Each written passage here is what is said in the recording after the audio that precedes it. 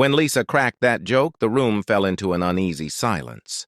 We were at a cozy dinner with old friends, surrounded by laughter and teasing, until she looked straight at me, smirked, and said, "Marrying you was a mistake." The words slipped out so casually that everyone chuckled at first, unsure how to react. I forced a smile and replied, "I could say the same." The laughter died instantly. The air thickened, and Lisa's grin faltered. She tried to brush it off with a laugh, but something inside me had already shifted. After the guests left, she accused me of embarrassing her, completely ignoring what she'd said. It was just a joke, she claimed, but I was too drained to argue. For years, she had turned me into the punchline, mocking my job, my appearance, the way I spoke. I'd convinced myself that love meant tolerance, that if I stayed patient, things would change. But that night, I realized I was living as the subject of her ridicule, not her partner. The next morning, I left early for a walk. The air was cold and sharp, but it cleared my thoughts. I wasn't angry anymore, just disappointed, mostly in myself for letting it continue this long. I decided I wouldn't fight or defend myself anymore. I would simply stop giving her the reaction she fed on. Over the next few weeks, I became quieter, more deliberate. I stopped seeking her approval. When she made a sarcastic comment, I didn't rise to it. When she needed something, I responded politely but briefly. It didn't take long for her to notice the difference. One night she asked, "What's wrong with you lately?" I smiled slightly and said, "Nothing at all." Inside, I was already letting go. I started focusing on myself again. I joined a gym, refreshed my wardrobe, and caught up with old friends I'd lost because of her constant criticism. I even signed up for a business course I'd been putting off for years. Slowly, my confidence returned. People noticed. So did she. Friends mentioned how much happier I seemed, how different I looked. Lisa's jokes became fewer, her laughter forced. She tried to draw me back into conversation, but I no longer shared everything with her.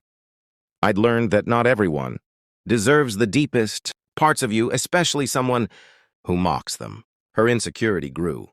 "Are you seeing someone?" she demanded one evening. I didn't answer. Let her wonder. A few weeks later, her birthday arrived. Normally, I'd go out of my way to plan something special. Flowers, dinner, gifts. But this time, I simply said, "Happy birthday," and left for work. That night, she cried quietly. It was the first time I'd seen her genuinely hurt. But instead of guilt, I felt calm.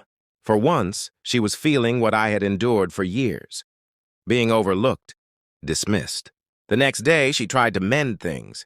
She cooked dinner, complimented me, even slipped in a hesitant apology hidden in humor. I thanked her but stayed distant. My silence spoke louder than anger ever could.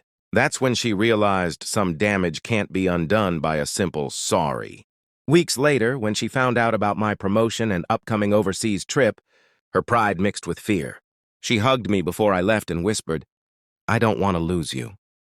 I looked at her and said quietly, "You shouldn't have made me feel like I wasn't worth keeping." During that trip, I reflected on everything. I understood that revenge doesn't always mean hurting someone. It can mean reclaiming your dignity, your calm, your self-worth. That was my revenge, becoming better, not bitter. When I returned, she greeted me warmly, but the distance between us was unmistakable. We were strangers playing roles we no longer fit. A month later, I told her I wanted to separate. Her face went pale. "You can't be serious," she said. "After everything we've been through?" I looked at her and replied, "You destroyed it one careless joke at a time." There were tears and endless late-night talks, but my decision never wavered. I moved out soon after. A year has passed since then. I live alone now, in a place filled with peace instead of tension. My career is thriving, my confidence restored. Occasionally, Lisa sends messages saying she's sorry and that she wishes she could take it all back. I believe she means it, but that doesn't change what's already broken. Some lessons come wrapped in heartbreak. I don't hate her anymore. I even hope she finds her own peace. But I'll never forget that dinner night when she joked about regretting our marriage and how, for the first time, I silently agreed. That was the moment I began to rebuild myself, one quiet piece at a time.